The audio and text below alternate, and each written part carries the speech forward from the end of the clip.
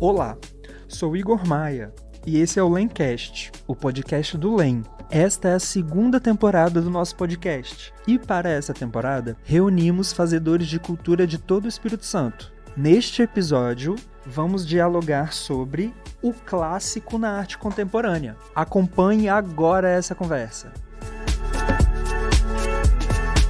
Olá, sou Gabriela Carvalho Schwenk, integrante do LEM, e esse é o Lencast, o podcast do LEM.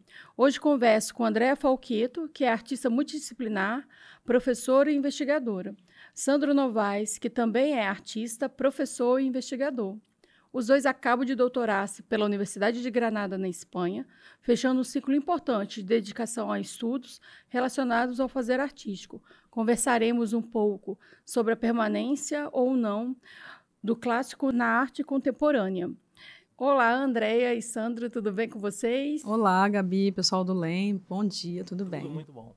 Melhor agora. É muito bom receber vocês aqui para nós conversarmos sobre arte. E a nossa conversa, né, vamos começar um pouco lá do início da história de vocês. E aí, a gente sabe que desde a infância muitas pessoas têm contato com arte, com cores, com desenho, né? E quais foram as primeiras experimentações artísticas que vocês vivenciaram na vida de vocês? Começou na infância, começou na vida adulta, que a gente sabe que, dependendo do artista ou da pessoa, isso não começa na infância. E como que foi com vocês? Bom, comigo eu comecei, sim, na infância. Me lembro de, muito criança, sempre desenhar, ter sempre lápis e papel à mão, gostava muito de desenhar. Copiava revistinhas e quadrinhos, via os desenhos e ficava reproduzindo. E especificamente revistas do Conan o Bárbaro, copiava muito o desenho. E usava muito caneta, esferográfica e lápis. Mas o que eu gostava mesmo, que eu gostava muito, que eu usava demais, quase todo dia, era massinha de modelar. Então eu gostava muito de modelar e eu reproduzia aqueles personagens de revistas e quadrinhos em massinha de modelar. E eu tinha uma grande paixão, que ainda eu gosto muito, que são os filmes de terror.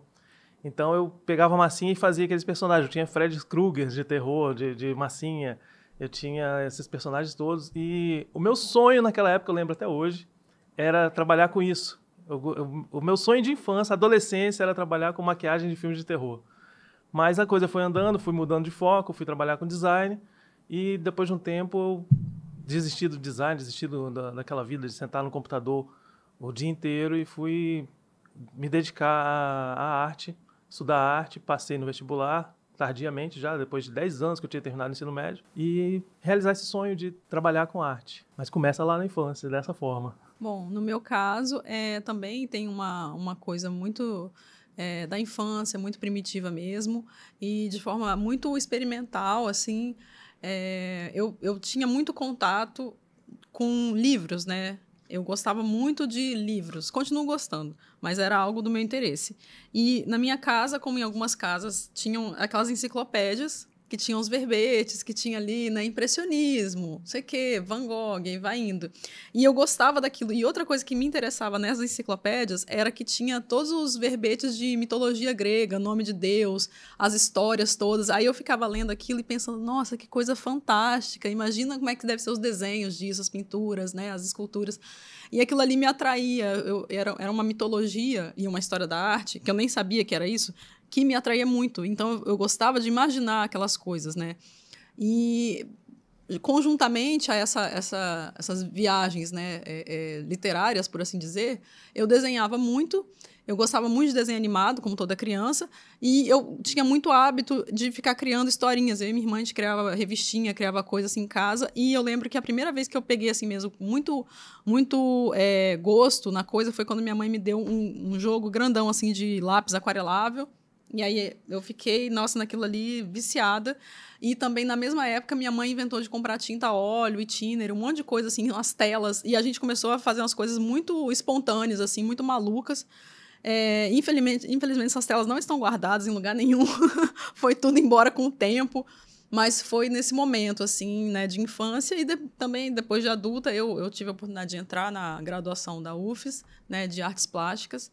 E ali eu voltei, né, com uma mentalidade já madura, por assim dizer, né, a pensar na arte como uma forma de criação, né? O que era totalmente livre na infância virou uma forma de criação de trabalho. né, depois, assim. E assim, Sandro, como que isso foi? Porque vocês dois têm a produção de desenho, de pintura desde a infância, né? E qual foi o momento, você como era designer, que você viu se não é isso? Qual foi o gatilho para isso, né? Para ver, não, é a arte realmente que eu quero, com a arte que eu quero trabalhar. Teve essa virada de chave? Sim, teve. A questão é que quando eu terminei o ensino médio, eu queria muito fazer arte.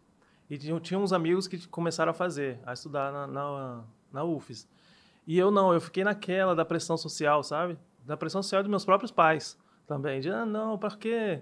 Procura uma coisa melhor, procura uma coisa que vai te dar um retorno financeiro melhor, dando esse tipo de conselho, assim, sabe? E aí eu fui realmente para o outro lado e fui fazer cursos de computação e trabalhar com computação. Trabalhei muitos anos com isso. E aí, em um determinado momento, eu lembrei do curso de arte que eu gostei, que eu gostava muito. Se bem que eu nunca parei de desenhar. Eu trabalhava com computação gráfica, mas eu trabalhava muito com desenho mesmo. E aí, fui arriscar o vestibular. Vou tentar o vestibular para ver o que rola. Nessa época, eu acho que foi o último vestibular mesmo, antes do Enem. E aí eu passei, e aí fiquei naquela coisa, né? Ainda continuei trabalhando por um período, e na dúvida se continuava ou não, fui fazendo as disciplinas muito espaçadas por causa do tempo de trabalho e tal. Até que um dia enchi o saco mesmo, assim, porque era o dia inteiro sentado na frente do computador, agarrado ali, escritório, não sei o quê. E aí desisti, saí do emprego mesmo, de um dia para o outro, assim. Até nunca mais voltei. Saí mesmo, não pedi para sair, eu fui embora e não voltei mais. Inclusive, larguei carteira de trabalho, larguei tudo lá. E o pessoal depois ligando, seus documentos aqui, deixa aí, quero não. E continuei fazendo o curso e deu super certo. Comecei a pegar disciplinas regularmente, aí eu consegui regularizar meu estudo lá na universidade e segui em frente. E com você, André, como é que foi? Porque você fez já o curso e já era a sua intenção trabalhar, você entendia o seu trabalho já como um fazer artístico antes de entrar na universidade ou só depois, estudando, que você entendeu? Não, eu não entendi isso como um fazer profissional, né? Tampouco, assim, artístico. Só que na minha vida aconteceram vários eventos que foram, assim, bastante significativos, né? Por exemplo, hoje, né, assim, a gente fazendo uma análise, né? Uma análise, assim, né? Parece até que são muitos anos, mas são alguns, né? Hoje, por exemplo, a gente está com um ateliê, eu sei que você vai tocar nesse ponto e tal. E aí eu vejo várias pessoas, porque lá no ateliê tem várias turmas, né? Agora tem turma de pintura, tem turma de desenho, que o Sandro dá aula de desenho, tem uma pessoa que dá aula de ilustração, tem um rapaz que dá aula de aquarela. Então a gente está vendo, assim, uma coisa muito mágica acontecendo, com um fluxo de pessoas que a gente nem imaginava conhecer, indo ao ateliê fazer curso e experimentando a arte na forma mais livre possível, que é justamente o que eu acho que faltou para tantas pessoas e continua faltando para muitas pessoas, essa possibilidade de você experienciar a arte sem a sua obrigação de ser profissional, sabe? Porque a gente tem muito essa coisa, mas você vai fazer um curso de artes, né? E aí, o que você vai ser da vida? Cara, às vezes não necessariamente você tem que ser algo. Às vezes você só quer pegar num pincel e ver como é que aquilo ali funciona, entendeu? Ver o lápis correr no papel e a gente não tem tanto essa oportunidade, né? Aqui no nosso estado, né? Não tem muitas escolas livres, né? E aí o que acontece? Antes de eu entrar na UFES, quando eu era mais jovem, minha grande vontade era ter feito um curso, cara, um cursinho qualquer que seja, de desenho, de pintura, e eu não tive acesso a isso. Então, tudo que eu sabia foi de forma muito autodidata. E eu não levava aquilo ali profissionalmente porque eu não fazia trabalho profissional. Eu só fazia para mim. Desenhava, pintava em casa, minha mãe me dava muita né, acreditava muito no que eu fazia. Quando eu decidi fazer artes, ela falou, faz mesmo, vai ser ótimo. Mas, assim, o que eu mirava que eu seria o quê? Professora. E não teria, tipo, artes, ateliê, porque a gente não via isso na realidade. Então, eu falei, como que uma realidade vai acontecer que eu não conheço? Eu não conheço ninguém que é artista aqui no Espírito Santo, então, tipo, não sabia que isso era possível, né? E aí, quando eu entrei no curso, aconteceu uma coisa muito, muito satisfatória, né? Eu fui muito felizarda, porque o meu vizinho de casa, onde eu morava, lá na Serra, era o Benedito. Meu vizinho, assim. E ele me conhecia, né? Que ele faleceu. desde os meus 5 anos que eu morava nessa casa. E o Bené acompanhava muito o que a gente fazia. Ele levou eu e minha irmã para o festival de verão, eu e minha irmã, os filhos dele, né, o Wagner, o Thiago. E assim, a gente fazia um monte de coisa, ele ensinou a gente a fazer mosaico na área de casa, assim, as paradas muito assim, quando eu penso, foram incrivelmente valiosas, sabe? E quando eu entro na UFES, finalmente, e o Bené já conhecia meu trabalho, ele ficou mega feliz. E ele me incentivava muito, sempre a gente se encontrava. Ele, nossa, e aí, o que você está fazendo? E começou a acontecer umas coisas que foram significativas, que foi a possibilidade de entrar em projetos dentro da própria UFES, tipo da ProEx, dando oficina em vários lugares. A gente foi dar oficina, tudo assim, voluntário, porque era o que a gente queria aprender. Eu falo a gente, que era eu, o Sandro, mais alguns outros alunos. Aí ia dar oficina de desenho, de pintura em Alegre, em não sei aonde, em Cachoeiro. E aí isso começou a ficar um pouco mais sério quando começou a sair oficinas pelo NEAD, que a gente começou a ganhar uma bolsa pequenininha, assim, de dar oficinas também para os polos de ensino à distância, que se estão extintos, inclusive o ensino à distância da UFES de Artes. E aí depois eu entrei como monitora na UFES, monitora de metade, desenho, de pintura. E eu fui, assim, percebendo que esse meu fazer, que era totalmente, entre aspas, espontâneo, que eu só pintava, desenhava, não tinha muito, não sabia onde encaixar muito isso aí, foi ganhando uma forma profissional, tanto na questão da docência, quanto na questão da artisticamente para a galeria, porque foi tudo junto nesse momento. Aí eu ganhei minha primeira representação na galeria, que foi da OA até. E aí eu já fui fazer exposição individual. E foi, tipo, tudo acontecendo tudo muito junto, assim. E depois eu terminei a graduação, fiz o TCC, com essa TCC fiz outra exposição, também na Ilha das Caieiras. Então, as coisas foram acontecendo num fluxo totalmente orgânico, impensado e sem planejamento, assim, e fui me formando como artista, como né, professora, foi assim. É interessante o ponto que você toca, né, de viver, chamou a atenção de experimentar a arte de uma maneira livre, né? E aí eu penso, quando eu converso com meus alunos, que a gente vê e que a gente convive, né, fora do nosso meio artístico, né, com pessoas que têm outras profissões, e foi o que me levou a ir para a sala de aula, né? Minha primeira formação eu sou em artes plásticas, bacharel, depois que eu fui fazer a licenciatura, ver a impotência que as pessoas têm, tanto para entender a arte e como que elas se sentem frustradas de achar que elas não conseguem produzir. Eu sempre quis desenhar, mas eu nunca consegui desenhar. E aí eu faço, quando eu estou em sala de aula, eu pego e incentivo muitos alunos a manterem o desenho original deles, né? E faço, desde lá da educação infantil que eu estou, até o ensino médio. Com a educação infantil, eu incentivo eles a fazerem. Quando eles falam que eles não sabem, eu falo assim, mas aqui é um desenho que um adulto fez. Né? Ele estudou para isso, você não. Você tem o seu verdadeiro desenho, que é o da infância. E que aí, com o ensino médio, a conversa já é outra. Eu falo assim, a gente matou isso em vocês. Porque, na verdade, o processo de escolarização ele vai informar. As referências são de artistas, de pessoas desenhistas que estudaram para ilustrar aquilo. Então, a criança vai ter o adolescente, ele vai ter sempre algo inatingível para ele, né? E aí acabam abandonando isso, né? E eu tenho incentivado eles, e a gente tem esse ano a disciplina de eletiva, e eu tenho feito com eles já há 3 anos igual um ateliê aberto. E aí, o que você relata que você vê, eu consigo ver em sala de aula, que eu falo com eles que, em real, eu ter 40 alunos e trabalhar com todos pintura, que todos não vão querer pintar e vão virar uma zoeira, como eu já passei em outros momentos, mas que as eletivas são voltadas para esses alunos que querem produzir. Né? E tem funcionado muito bem isso, né? Aí eu lembro dessa oportunização que a educação pode proporcionar. Dá muito trabalho, tá? Mas ex-alunos meus, eu vejo eles relatando como isso mudou e eles viram que eles também era possível de entender a arte, de produzir e até mesmo fazer porque, como era com você, né?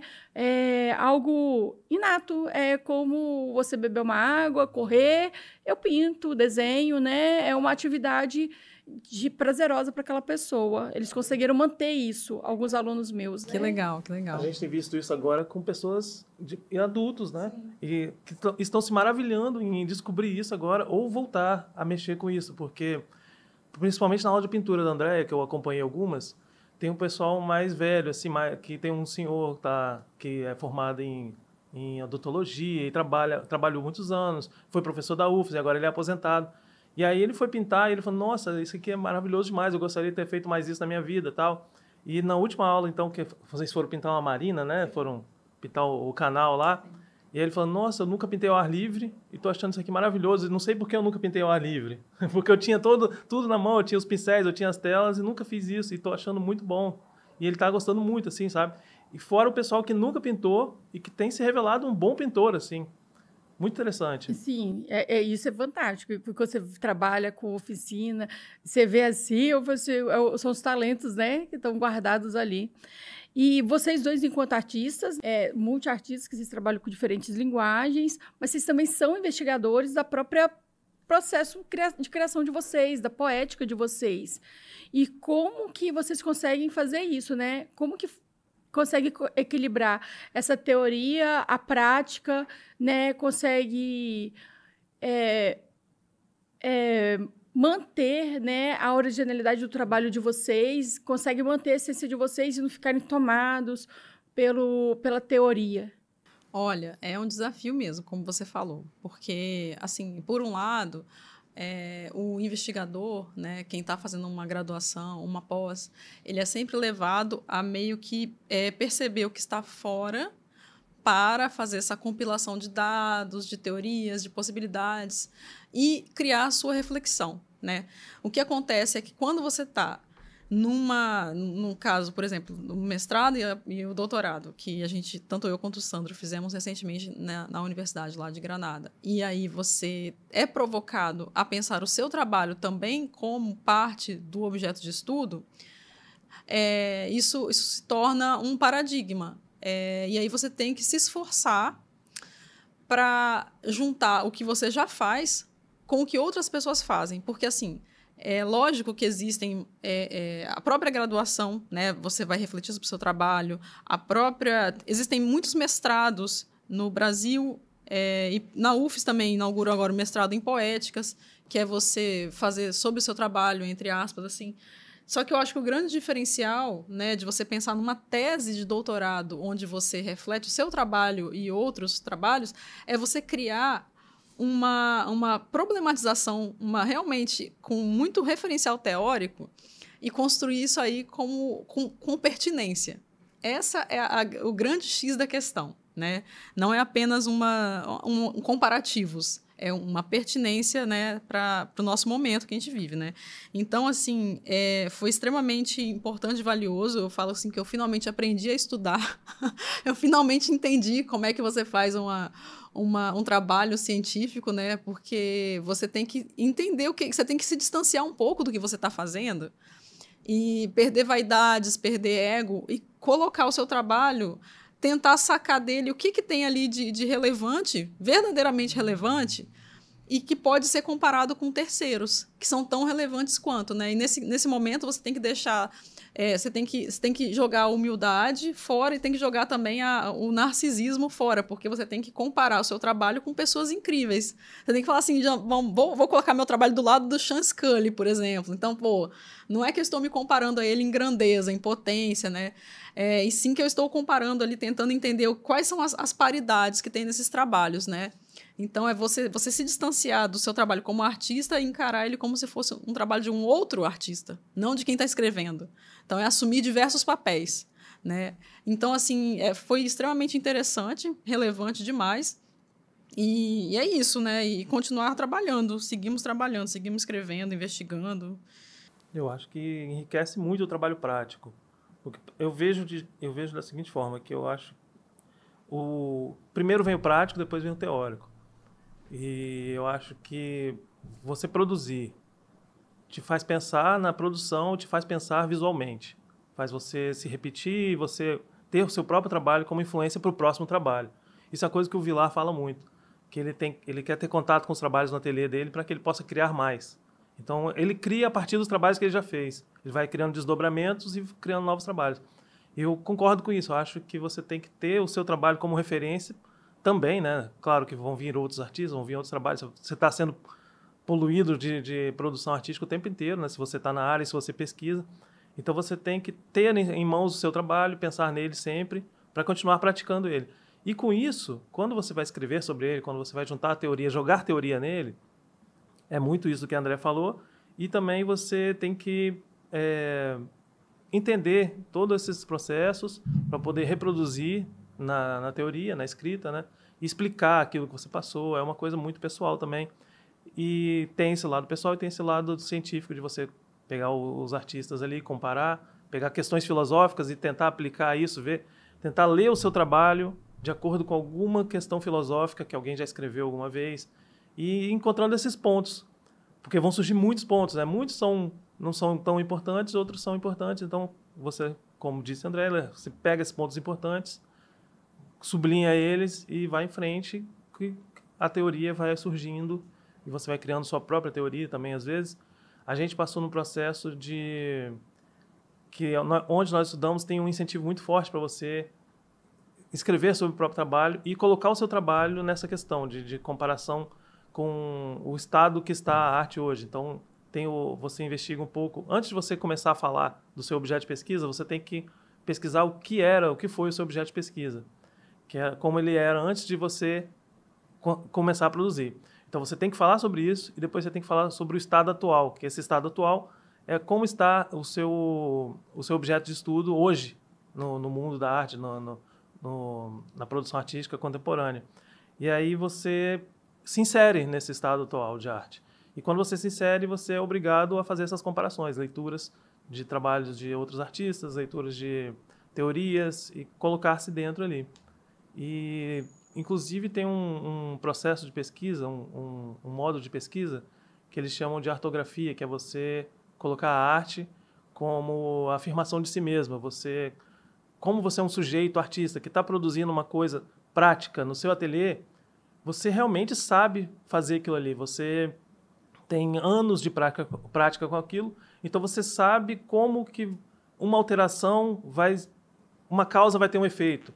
Então você vai entender e você sabe como reproduzir aquilo, como fazer, como no meu caso o desenho, né? Então eu sei quais são as características do meu desenho mais do que uma outra pessoa. Então eu posso focar, eu posso dizer que eu sei porque eu estou praticando aquilo. Então tem essa questão dessa artografia, que é a pesquisa do artista enquanto performer do próprio trabalho. E isso é muito válido, eu acho que tem que estar mais em voga, assim, sabe? É muito interessante. Só que aí eu tô aqui pensando assim, e como que é isso, né? Você fazer o distanciamento da sua obra e olhar ela com esse olhar crítico, e como que é você voltar depois como artista, se isso não gera uma inquietação, não sei se chegaria uma crise, né? Mas se não gera, assim, se isso, esse afastar e voltar para o próprio trabalho de vocês, enquanto vocês, pesquisadores, investigadores do processo, né, vocês olhando ali, se isso foi fácil retornar para o próprio trabalho, acredito que sim, mas eu queria ouvir de vocês como é que foi. Eu acho que não foi muito fácil, porque, na verdade, eu nunca acho fácil, eu acho sempre difícil, né? Muitas vezes eu paro e olho tudo que eu faço e que eu venho fazendo, assim, e acho muito assim, não, será que está no caminho certo? Sempre a dúvida está sempre, né, com a gente, vai sempre estar. Mas eu acho que quando você sai e volta, eu acho que tem uma certa dificuldade, mas tem uma coisa que você tem mais amplitude, porque você estudou, você desenvolveu uma teoria sobre isso, então quando você volta mais teoricamente preparado, você começa a enxergar de uma forma mais, questionar mais e pensar em outras possibilidades teóricas e filosóficas em cima do trabalho.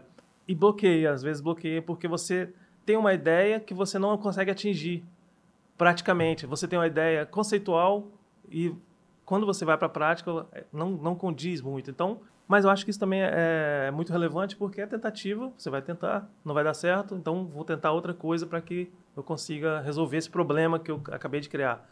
Então, eu acho que, por um lado, incentiva essa prática, porque você volta pensando em como resolver outros problemas e isso vai te dar mais possibilidades de trabalho, de resolver ali a sua questão, até que você consiga. Então, gera outro percurso. Eu acho, assim, que é uma miríade, sabe, infinita, assim, de possibilidades. Quando você começa a pesquisar e você está disposto, né? Você está disposto a ampliar seu campo de visão, por assim dizer.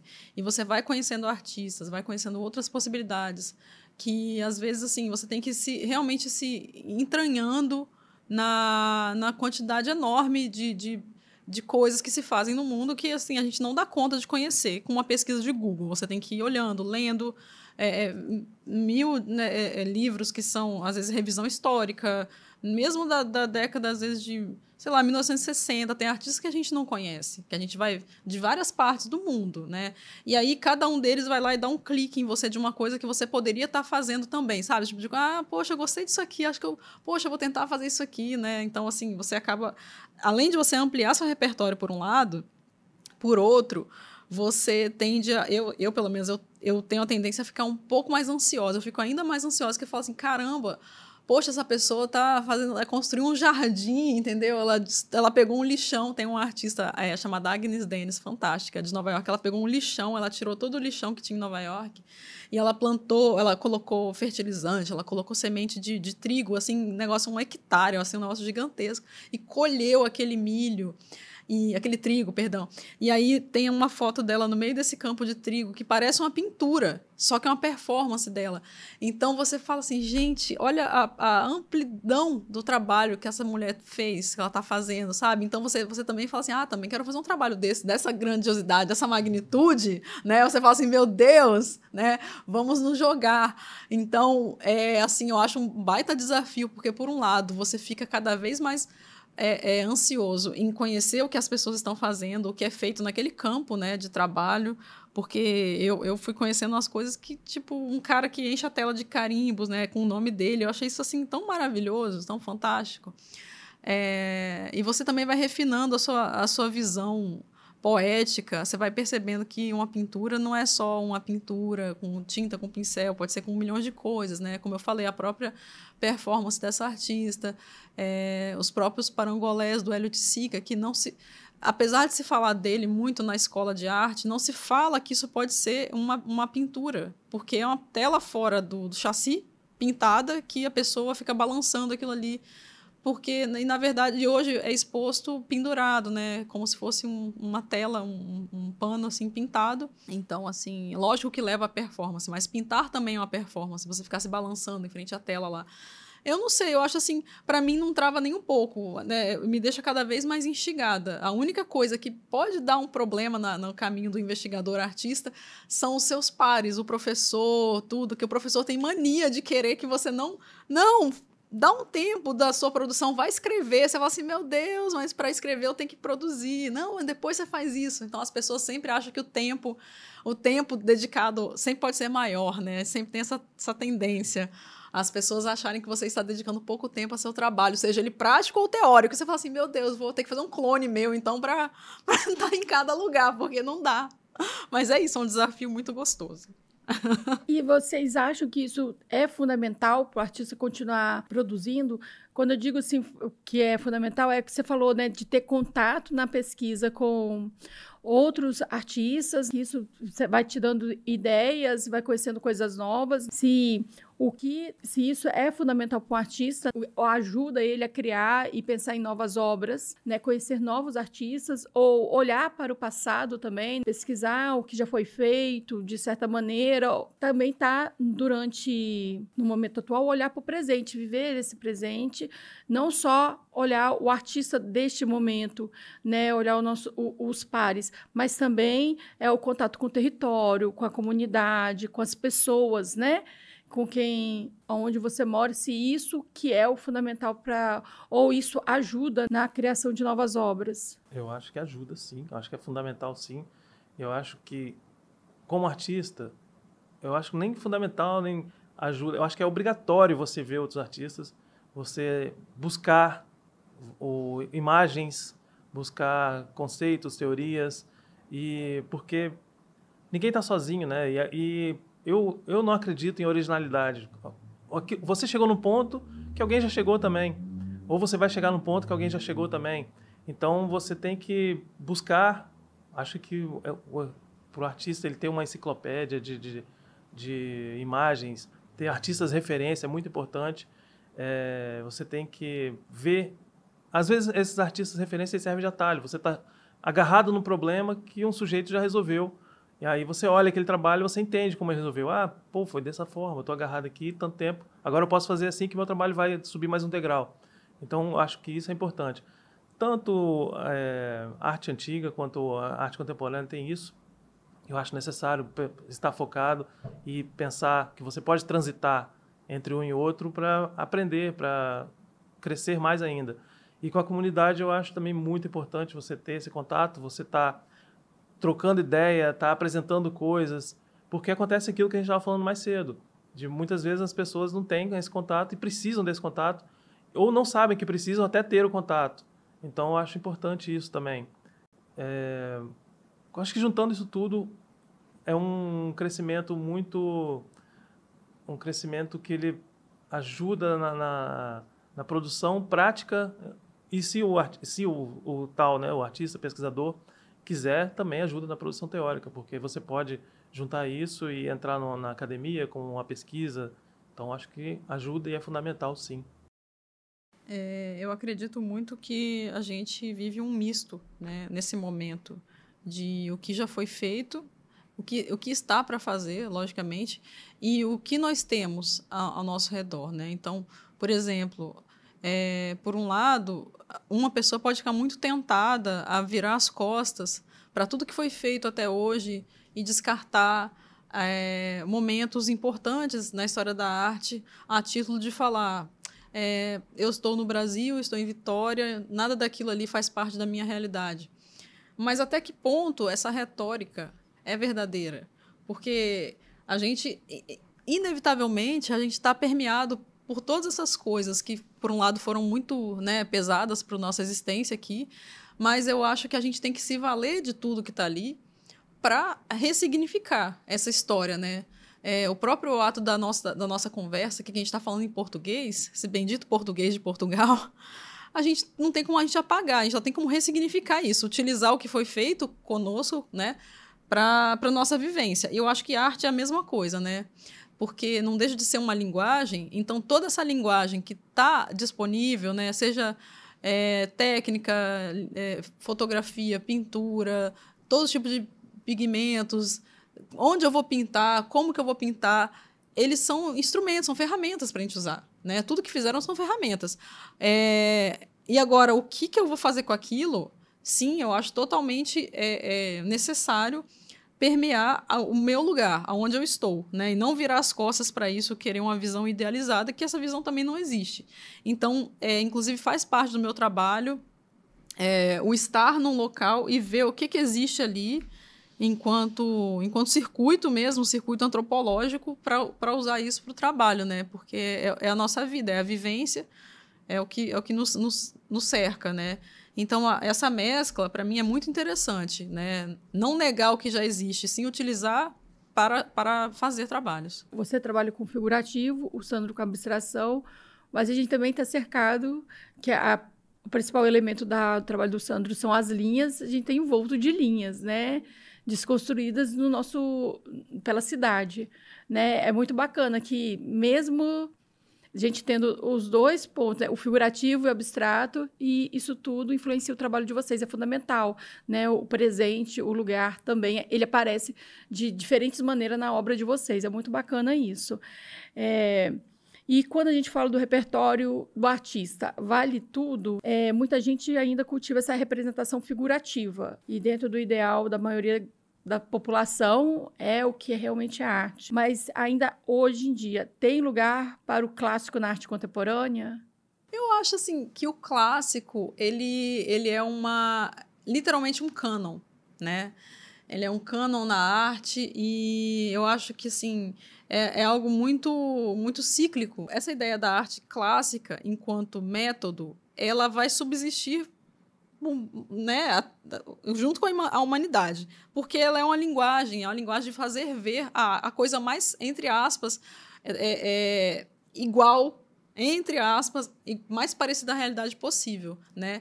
Então, eu acho que ela não é mais, talvez, um método obrigatório, mas ela é uma linguagem para a pessoa que quer se valer disso aí para dar a sua voz, para colocar a sua voz, né? Eu acho muito legal, assim, quando é utilizado como uma bandeira, né? Porque a pessoa ela não quer apenas fazer um trabalho que tenha representatividade, ela também quer mostrar o esmero, digamos assim, a virtuose dela, né? Então, é meio que assim, é válido, é super válido. E agora, fora do circuito da arte, você tem o circuito do grande público, que realmente, para ele, aquilo ali é a realidade, é a arte por excelência.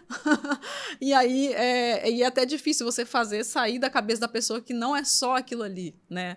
Então, assim, por exemplo, eu acho que a arte, né, nessa metodologia mais clássica, ela é uma linguagem e, ao mesmo tempo, ela é algo muito engessado, porque quando eu estou dando aula, no meu próprio trabalho, eu uso um método totalmente assim maluco, eu vou misturando 1000 coisas, 1000 camadas, 1000 possibilidades, que não são as mais tradicionais, não é o primeiro caminho, digamos assim, é um caminho com muitas curvas. Ao invés de você ir numa linha reta, você vai fazendo várias curvas para você quê? Para você expressar a sua individualidade, o seu gesto, né?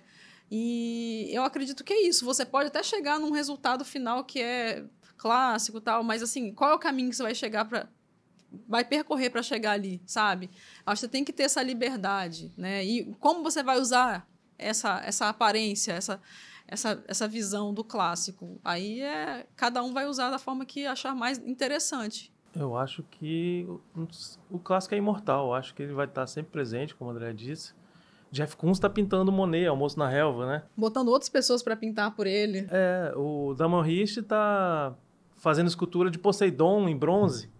Então, são artistas contemporâneos, né? Super contemporâneos, que estão inseridos no mercado e estão fazendo esse revival, estão voltando lá atrás para ver o que houve, para eles poderem ressignificar hoje. Eu acho que essa coisa da ressignificação é importante, porque eu penso o seguinte, eu acho que um trabalho bem resolvido visualmente, né? Vamos pensar na maneira clássica de resolver um trabalho, Renascimento, por exemplo, ele atrai atenção, né?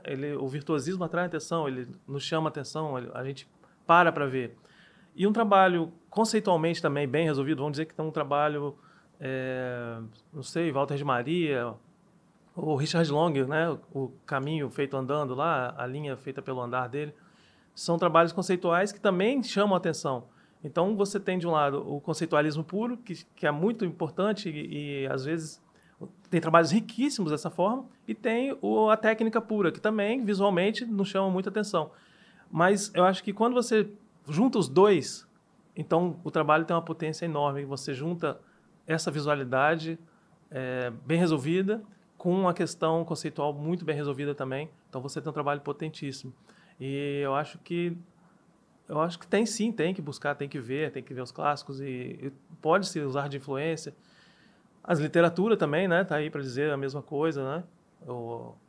Os clássicos sendo ressignificados, as citações, né? Você mostrar que você viu lá, você aprendeu alguma coisa com um livro antigo e você está escrevendo alguma coisa, cita, chama aquele autor para conversar com você. Então, acho que é importante, eu acho que tenho visto muito acontecer hoje. Na realidade, é sala de aula, né? Então, a gente vai tentando aproximar isso dos alunos, porque isso é muito distante na cabeça do aluno hoje, em 2024, e ainda mais um aluno de periferia. O que a pré-história tem a ver comigo? O que Grécia tem a ver comigo? Então, aí a gente vai fazendo os links.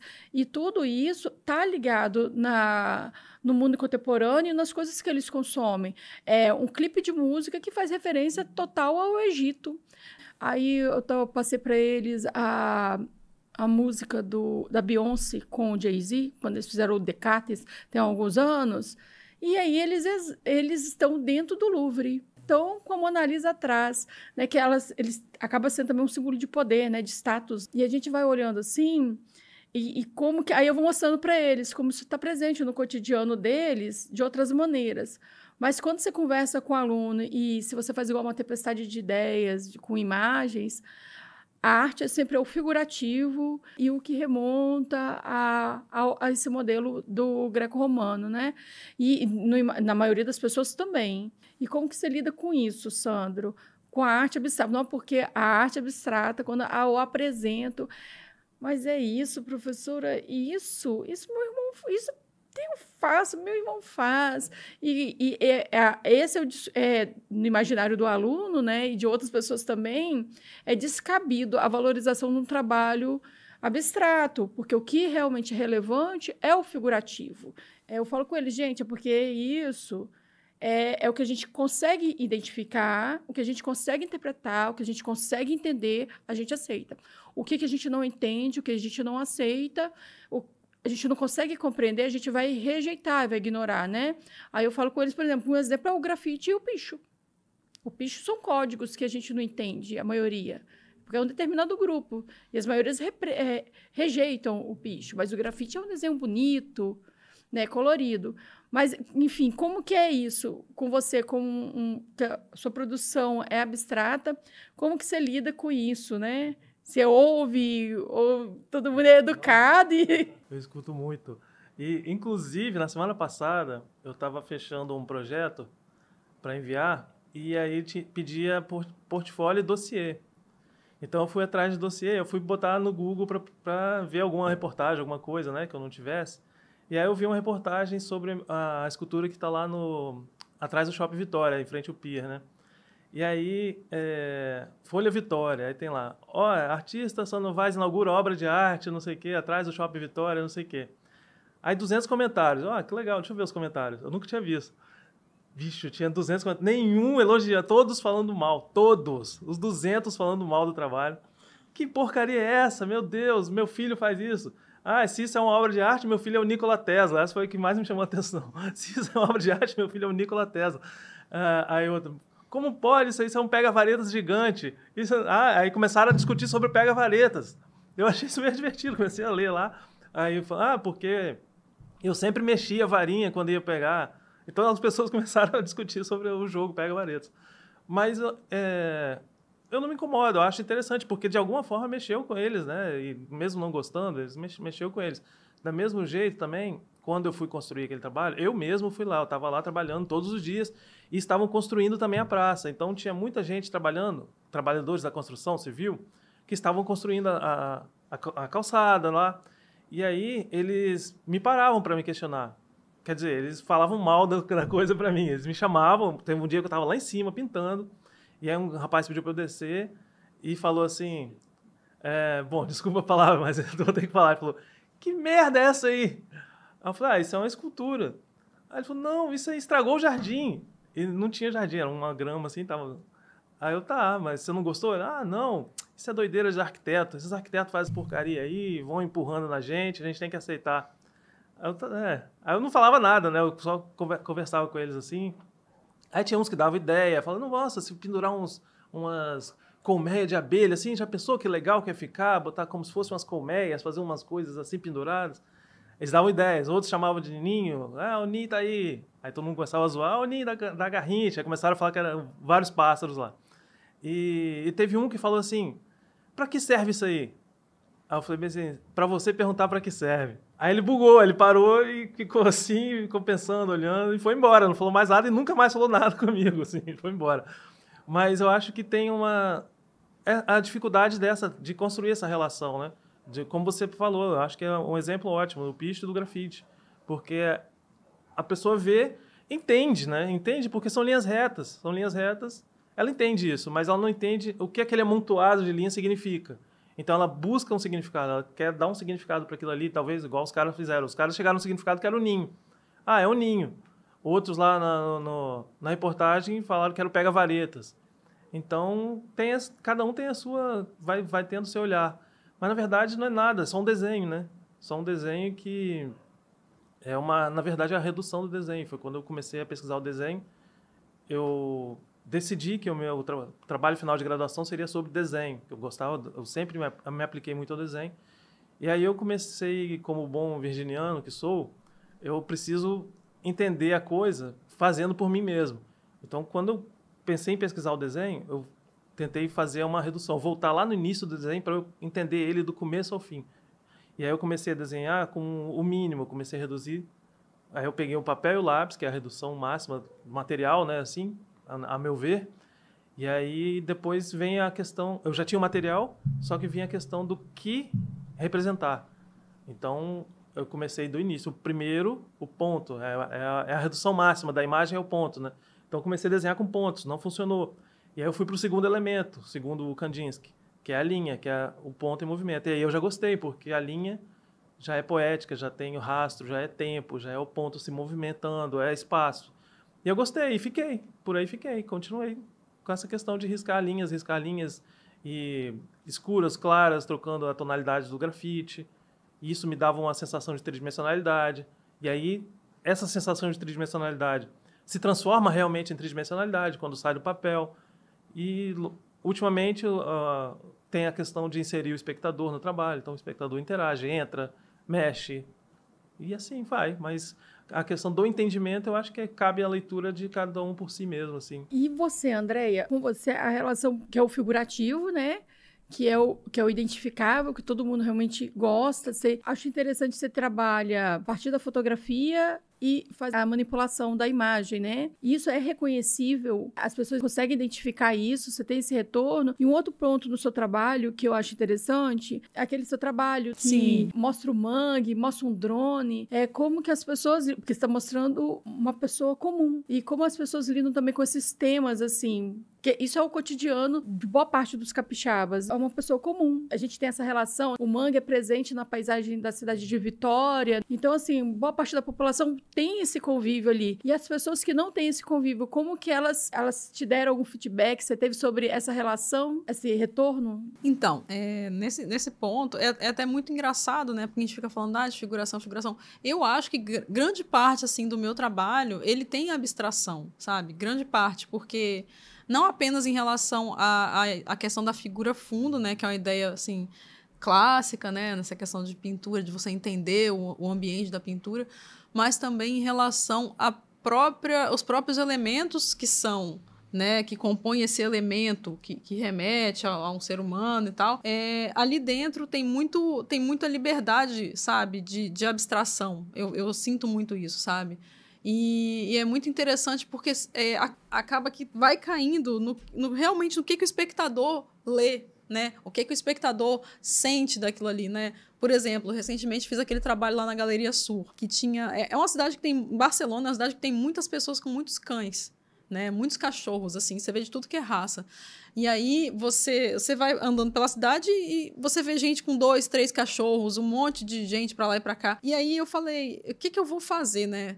Eu fiquei assim, até pensando. Eu falei, já sei, vou fazer uns cachorros, né? Vou fazer umas fotos de cachorros e vou desenhar esses cachorros, porque eu acho que é a coisa que mais as pessoas amam aqui, parece que é cachorro. E eu também gosto de cachorro, né? Então, aí... e também tinha as coisas arquitetônicas. Então, assim, a própria...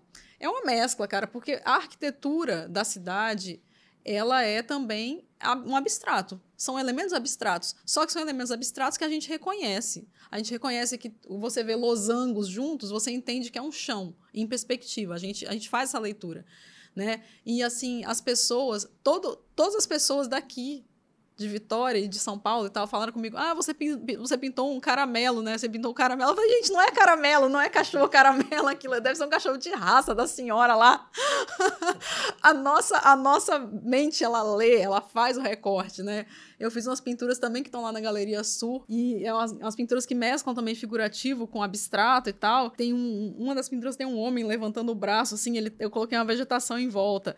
Aí uma amiga colecionadora, e ela é historiadora, e ela é restauradora, uma pessoa, assim, sabe muito. Ela virou pra mim e falou assim, nossa, eu gostei tanto daquela pintura do índio que você fez. Eu falei, não é o índio, é o presidente, é o Figueiredo. É o Figueiredo fazendo exercício que eu peguei numa revista da ditadura, sabe? A nossa mente, ela vai por caminhos inimagináveis. Então, assim, existe até um termo eu acho que é filosofia, chamado pareidolia. O que é a pareidolia? Não sei se você sabe.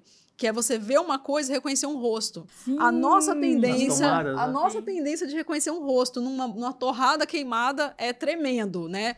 Então, eu acho que a figuração, ela tá muito nesse espectro, sabe? Nessa confusão que a gente faz e que é super válido pro artista utilizar. Criar essas mitologias, criar essas invenções de moda, né? Fazer a coisa meio torta, mas que a gente acaba vendo que tem uma pessoa ali.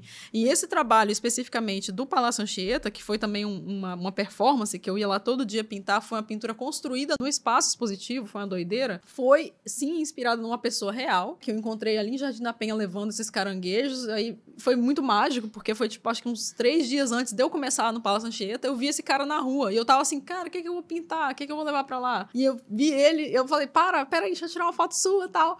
Aí fotografei e mesclei com outros elementos, mesclei com drone, mesclei com fundos assim de imagens de mangue que eu fui inventando assim. E assim, saiu, né? Saiu um trabalho assim que foi muito bem recebido. Tive uma felicidade dele ser vendido logo que a exposição acabou. Hoje ele faz parte da coleção do Ronaldo, até do Ronaldo Barbosa. Então, assim, foi algo que misturou experimentação com afirmações também, como é que se fala? Locais, né? Porque eu acredito que a gente tem que afirmar essa importância do fazer artesanal, né? Do pescador, né? Ao contrário de uma pesca industrial, né? Que ela depreda pra caramba, a pesca artesanal, né? A coleta de crustáceos, do mangue, né? É algo muito vivo e muito, muito verdadeiro. Então, tem todos esses pormenores, né? O pormenor da nossa realidade, o pormenor mitológico, o pormenor da cor. Então, foi muito feliz, assim, esse trabalho, foi muito bacana, assim. O Sandro citou, né, o Kandinsky, e vocês têm algum apego a um grande mestre aí do Renascimento, do Impressionismo, ou de outra vanguarda, ou outro momento também? São referências mais atuais. Quais são as referências de vocês, que inspiram vocês? Olha, eu vou do início da humanidade até o fim dela. Eu gosto muito da época helenística grega, eu acho maravilhosos os trabalhos. Eu gosto muito dos artistas do Renascimento, né? Brunelleschi, sou muito fã do Brunelleschi, né? O criador da perspectiva, trazer essa tridimensionalidade para o plano. Eu gosto muito do Monet. Eu acho que os trabalhos que eu gosto mais são trabalhos de pintura, geralmente. Eu gosto muito da pintura. E eu vou, assim, o Monet, eu gosto muito do Monet, do Cézanne. E eu vou ao Peter Halley, hoje em dia, que é um cara total abstracionista, ele faz uns quadrados coloridos, com textura, assim. Então, não tem um gênero específico que eu gosto, sabe? Gosto muito do Maurice Cattelan, de tanta polêmica também que ele cria, essa coisa da banana agora, né? Gosto muito do trabalho dele, mesmo antes da banana, assim. Então, vou por aí, é uma coisa muito subjetiva, assim, sabe? De olhar uma coisa e gostar ou não, assim, né? Você escolhe visualmente, assim, rapidamente, se você gosta, né? Eu acho que esse apelo visual ele é muito importante, principalmente no trabalho artístico, né? Porque, inclusive, quando você está trabalhando com o mercado de arte, né?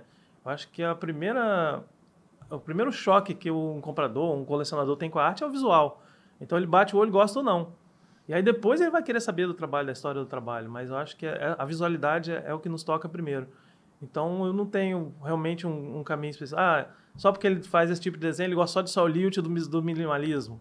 Não, eu gosto muito do minimalismo também, gosto muito do Saul Leucht também. Mas eu vou também pro Monet, vou pro Jeff Koons, eu gosto muito dos trabalhos de Jeff Koons. Por aí vai, não tem uma coisa específica, como na música também, eu vou de um lado ao outro, do clássico ao black metal, assim, passando por tudo, não tenho muita linha, não sigo muito uma coisa específica. Eu gosto de tudo um pouco, assim, né? Da mesma forma que eu acho que a gente tem que utilizar tudo que está feito até hoje, a gente acaba tendo um favorito em cada época, assim, né? Então, por exemplo, eu gosto muito de ler a história das coisas que a gente faz hoje, né? E recentemente faz uns 3 anos, assim, que eu leio uma coleção de livros sobre pintura, assim, é um compilado bem bacana. A pintura, textos essenciais. Então, vai falando de tudo, até do antigo até o contemporâneo. E ela fala sobre o mito da pintura, que foi descrito, né, por Plínio o Velho, que, assim, nem sei quantos milhões de anos atrás é isso. Cara, e o que é o mito da pintura? Nada mais é do que um guerreiro que ele ia para uma batalha e aí a sua namorada, a sua esposa... É igual a gente está aqui, né? Que a gente está aqui no fundo. Ela foi lá e desenhou em volta da figura dele para ficar a sombra dele na parede. Esse, assim, é literalmente um mito, né? Porque não deve ter sido dessa forma que aconteceu, mas foi criado classicamente falando assim. Então, que o retrato, o desenho, a pintura, ele é o quê? Ele é uma essência, é a sombra do que é um ser humano. Então, assim, eu acho lindo, acho fantástico isso, assim. Fora milhões de outras coisas que me inspiram muito até hoje. Isso é ancestral, literalmente ancestral. E, assim, falando de moderno, contemporâneo, toda a trajetória e tudo o que Cézanne fez me inspira intensamente. Paul Cézanne, quem não conhece, tem que conhecer. Recentemente eu tive a oportunidade de ir no ateliê dele, foi uma coisa assim, incrível, emocionante, maravilhoso, fantástico. E descobri que aquele local, que é o ateliê dele, ele só pôde comprar aos 70 e poucos anos de idade. Então, assim, é inspirador você pensar também que não tem que ser herdeiro para você começar a ser artista. Você pode começar aos poucos, vai fazendo. Um dia você alcança, né, assim, a sua meta, seu sonho. Né? E na arte contemporânea tem pessoas fantásticas, o próprio Gerhard Richter, que é um artista alemão já quase centenário, o David Hockney, que não para de se reinventar, também é um artista, já está com seus 80 e poucos anos, inglês, que ele não para de inventar, agora ele está fazendo pintura digital, ele faz Polaroid, né? E assim, tem pessoas fantásticas, da própria Lúcia Laguna. É muita gente fantástica que eu vou acompanhando e gostando e me inspirando, né? E falando em teoria, rapidamente falando em teoria, eu gosto muito de tudo que o Gombrich escreve e escreveu, né? Que ele tem, além daquele livro clássico, A História da Arte, que quem quer conhecer um pouco tem que ler, tem um livro chamado Arte e Ilusão, que ele fala muito disso, né? E são figuras importantíssimas, né?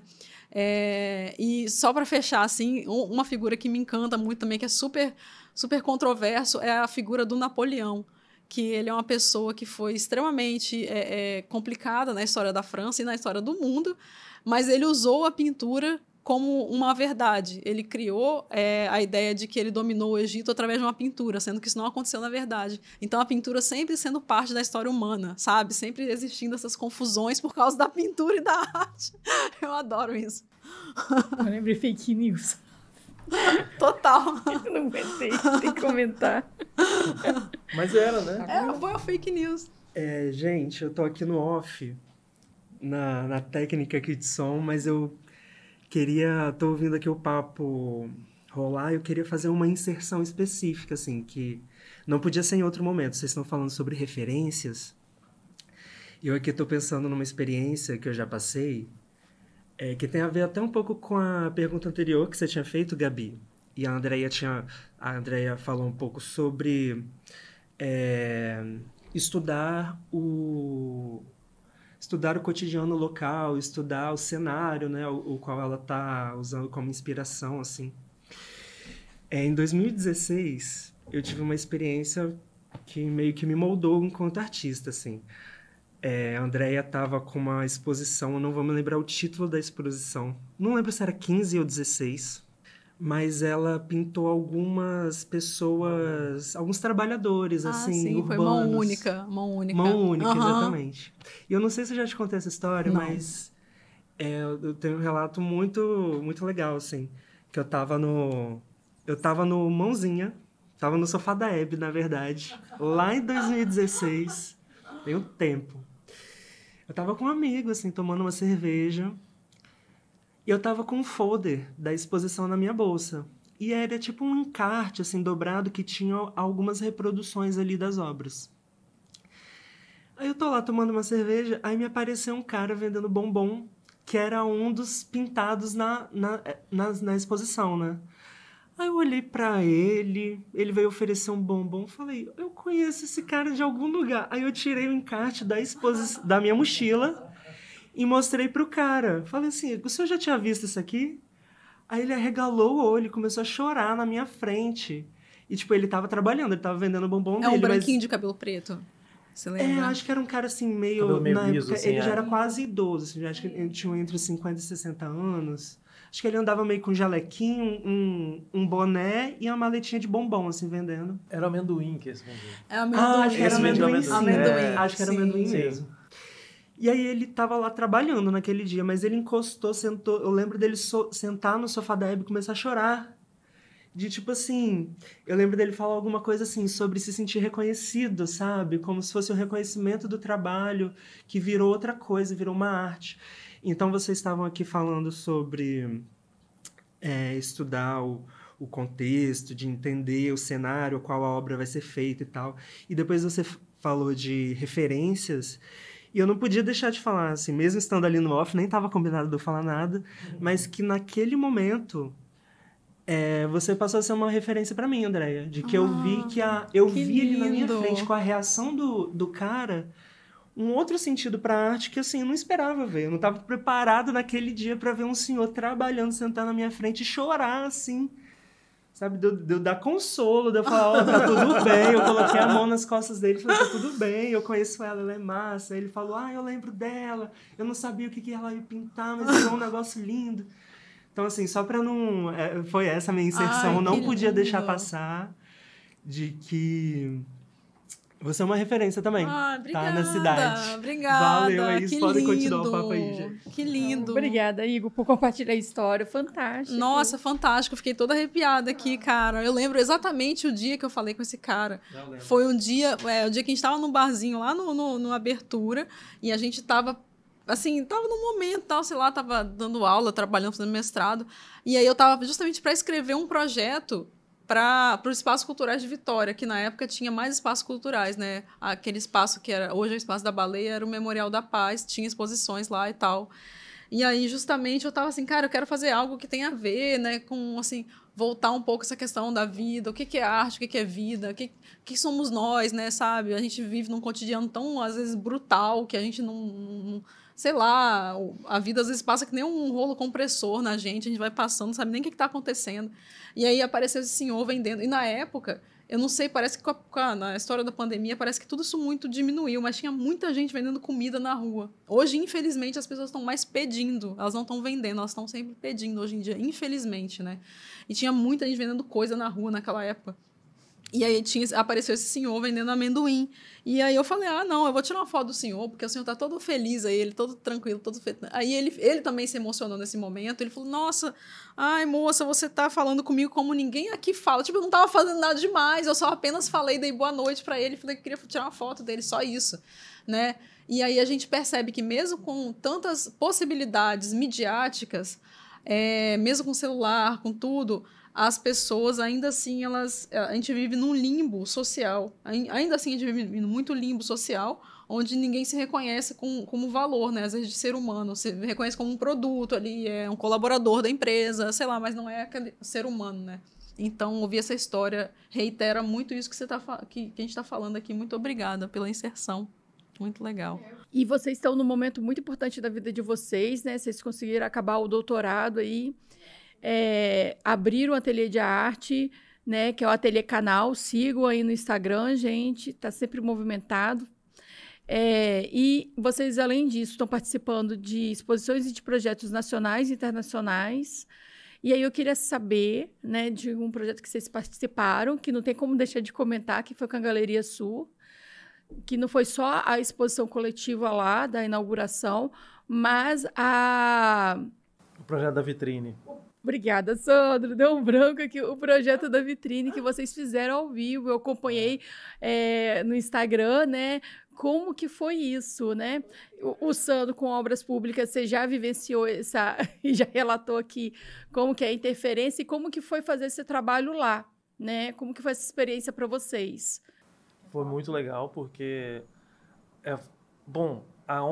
onde está a galeria ali é um bairro muito voltado para a arte, assim, sabe? Tem muitos ateliês em volta, tem muitas galerias em volta, então ela está num local que já tem esse fomento artístico. Mas não tinha isso das pessoas verem o trabalho acontecendo. E foi muito curioso, porque as pessoas realmente se envolveram muito, assim, entravam, perguntavam o que estava fazendo, o que ia ser aquilo ali. No meu caso, né, as crianças adoravam. Agora, depois a Fran me disse que umas crianças que chegaram lá e ficaram muito tempo brincando na instalação e depois perguntaram a ela como é que fazia para ter daquele no quarto. Aí ela falou, pede pro seu pai conversar com um artista, talvez ele possa fazer. Então as crianças queriam aquilo no quarto delas para elas brincarem mais. E no momento da construção mesmo, as pessoas paravam e ficavam olhando a vitrine, porque a gente trabalhou lá de 8 às 23, né? Direto, assim, a gente na vitrine lá trabalhando. E na outra, que é uma esquina, né? Então eu estava numa rua e a Andréa na outra rua. E a todo momento tinha gente parada na rua. As pessoas paravam mesmo, amontoavam no meio da rua e ficavam lá discutindo arte. Eu vi pessoas conversando, explicando. Eu vi uma moça explicando para outra como que era a perspectiva. Porque a perspectiva funciona assim, não sei o quê. E aí, puxa, ali tem um ponto de fuga, não sei o quê. Então gerou também um comentário entre eles sobre arte, sabe? Não especificamente daquilo que estava fazendo. Então, ampliou um pouco o discurso e foi para essa questão de uma pessoa explicar a outra o que era. e tinha dúvida. No caso da pintura da Andréia, ficavam, que cachorro é esse? Tinha um negócio também, um símbolo, né, que você reproduziu lá, que todos reconheciam e falavam, é a flor de Barcelona. A flor catalã, tá? Ela colocou ali na pintura e gostaram. E depois disso ainda a Fran disse que tem gente que volta lá e explica, traz outras pessoas, explica, fala que viu. Eu vi ela fazendo, fez assim. Eu vi quando ele estava fazendo aqui e ele me disse isso. Então, tá gerando, ela disse que foi muito positivo isso, e o fato de estarmos lá também, porque a gente conversou com muitas pessoas. Dessas que estavam curiosas ali, a gente foi lá, explicou, conversou e tal. E essas pessoas que a gente conversou estão trazendo outras pessoas para passar aquilo que a gente estão servindo de mediadores, eles estão sendo os mediadores, porque eles conversaram com a gente e hoje eles sabem um pouco do que aconteceu e aí eles trazem outros e conversam sobre isso, falam, eu conversei com ele falou que era isso, eu conversei com ela disse que era assim. Então foi muito legal essa vivência, foi muito bom.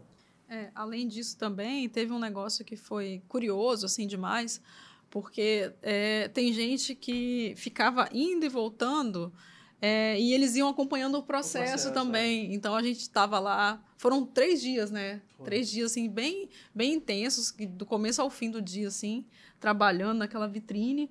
E as pessoas passavam e elas vinham, voltavam. E, às vezes, eu estava lá de costas, lá trabalhando. Aí, eu ouvia uma batidinha, era alguém batendo no vidro, assim, para me chamar. Tá ficando muito bom. Tipo assim, as pessoas queriam interagir também, de certa forma, né? Elas não se contentavam com o lugar, entre aspas, do espectador, assim. Elas queriam, né, passar esse feedback no momento, assim. Nossa, teve uma hora que passou uma menininha, mas muito pequenininha, com a família, de uns 2 aninhos, assim. Aí bateu no vidro, assim, aí eu olhei para trás, ela tava olhando, assim. Eu acho que ela deve ter imaginado que era um tablet gigante, né? Porque para uma criança, assim, aquilo ali não faz nenhum sentido, né? Uma pessoa pintando um negócio, uma parede dentro de um vidro, assim. Então, foi incrível, assim, foi uma oportunidade tremenda, assim, né? Junto da galeria. E é isso, a gente está pensando em outras ações, assim, e brevemente vai ter a ação chamada Escaparate também, que a galeria está fazendo, que vai ser justamente de outros artistas aproveitando e fazendo arte na vitrine também, né? E eu estou até como curadora desse projeto junto com a Fran e com as pessoas da galeria. Então, assim, foi um pontapé inicial do que a gente fez, que também vai continuar rendendo frutos para o projeto lá. Muito legal, assim, foi bem bacana. E sobre o ateliê, isso aí, a gente estava trabalhando em casa, num quartinho apertado lá, né? Você foi lá, você viu. E aí resolvemos procurar um espaço, conseguimos esse espaço ali em Jardim da Penha, e que são 2 salas. Então, uma sala a gente estava exclusivamente para o nosso trabalho, a gente está lá trabalhando todo dia, produzindo. Tem muitos trabalhos novos, vão lá ver. Por favor, passem lá para ver, tomar um café com a gente. E tem na outra sala, a gente está aproveitando para ministrar esses cursos. Eu, o André, o Igor e a Mariana, né, por enquanto. Tem mais gente também. Maria, não Mariana. A Maria também. E está sendo muito legal. Tem muitas pessoas indo lá para conhecer o ateliê mesmo, assim. Vizinhos que não sabiam. Alguns vizinhos veem a placa, né, que a gente botou uma plaquinha lá, e perguntam, eu queria ver aqui, porque fala que tem arte aqui. Aí a gente abre, vão lá, conversa, vê. E os cursos estão, aquilo que a gente comentou mais cedo, está gerando uma aproximação com a arte de pessoas que nunca tiveram essa oportunidade. E isso está sendo muito gratificante, assim. Então, assim, é até bom mencionar assim, que o ateliê, ele foi meio que assim, uma ideia que há muito tempo ela está sendo pensada, há muito tempo mesmo, assim, pelo menos uns 5, 6 anos, né? Que eu tenho muito essa vontade de fazer um espaço onde a gente possa produzir e onde a gente dê aula e outras pessoas possam também dar aula, né? Porque, assim, a gente já estava uma vez, em 2017, a gente fez um projeto parecido com esse, só que o que era para ser ateliê ficou só uma sala de cursos, né? Também chamou outros artistas e tal, e não deu tão certo quanto a gente gostaria que desse, também a gente acabou viajando depois e tal. Mas, assim, agora a ideia já foi muito mais concreta, né? Um local onde a gente produza e possivelmente que tenha também um curso de arte, né? Então, assim, Está sendo ótimo por vários sentidos, porque sair de casa e trabalhar fora de casa gera um profissionalismo, sim, gera com certeza mais comprometimento do público também, das pessoas que vão te visitar, que elas não estão indo na sua casa, estão indo no seu local de trabalho, então elas encaram aquilo ali com mais seriedade, né? E o fato de terceiros, né, poderem também ter um espaço sério, um espaço de fomento também à cultura, que muitas vezes fica ligado a um comércio. Por exemplo, tipo assim, às vezes dar aula em um local, tipo na papelaria, numa loja, é bacana, mas, pô, se você estiver dando aula igual a Maria Clara, dando aula de ilustração, principalmente para um público infantil, num espaço de arte, aquilo ali gera como é que se diz, um circuito dentro do nosso ambiente ali, sabe? Então as pessoas veem o trabalho um do outro, nossa, que bacana, aquarela, desenho, aí cria um nicho, é isso que tá virando um nicho de cultura, de coisa, assim, de arte, de forma muito espontânea, e tá acontecendo, assim, muito, muito bacana, assim. E tem algum spoiler pro ano que vem, do que a gente vai ver de vocês? Cara, eu não sei se é bem um spoiler, assim, mas eu acho que 2025... o planejamento que tem, bom, para mim, pelo menos, é seguir trabalhando nessa linha aí e também jogar um pouco mais também com autorretratos, assim, nesse aspecto de novas mitologias, assim, é mais ou menos o que eu estou querendo fazer, que eu vou começar justamente em 2025, assim. E é isso. Sei. Tem essa possibilidade lá com a Galeria Sur, né, em Madrid, e... quando ao trabalho de ateliê, não sei, é muito... Ele vem do que eu vou fazendo, sabe? Então, quando uma coisa surge, eu desenvolvo ela. Então, não tem como eu prever como vai ser. Mas, por enquanto, é continuar com essa série novas e pensando o desenho e essa junção do desenho, da instalação, da escultura tridimensional. Ou seja, continuar fazendo o que eu venho, só que tentar sempre manter a mesma questão discutida em diferentes materiais aplicados. Acho que é isso. Então, gente... E receber vocês lá, isso por favor. aí, venham, podem vir. Podem ir lá, você também. Pode ir lá. Só chegar, gente, só chegar. Foi ótimo conversar com vocês. Foi massa. E nós só temos que agradecer, se tem alguma outra consideração para fazer. Não, cara, a consideração de que a gente tem que continuar trabalhando e apostando nisso, né? Porque se a gente não pode pensar muito. Se a gente pensar muito, a gente perde o sentido do que a gente está fazendo. Se a gente quiser levar muito, para que eu tô fazendo isso aqui? Não pense muito nisso que... Faz, antes de perguntar. Apenas faça, não fica se perguntando muito, não. E é isso. Muito obrigada. E agradecer a vocês pela oportunidade, muito pelo obrigada. convite. Eu que agradeço a vocês, André e Sandro, pela participação, por ter aceitado o convite, né? O Len agradece a parceria, né? Muito obrigada por cada um que está escutando. Até o próximo Lencast. Até, gente. Obrigada. Parabéns pelo projeto. Agradecemos ao técnico Leonardo da Silva Coutinho e à estagiária Gabriela Rempel Sena pelo apoio operacional, ao apoio do Núcleo de Arte e Cultura e também da Coordenadoria Geral de Tecnologias Educacionais do CEFOR do IFES. Esse projeto foi realizado com recursos do FUNCultura, Secretaria da Cultura, Governo do Espírito Santo.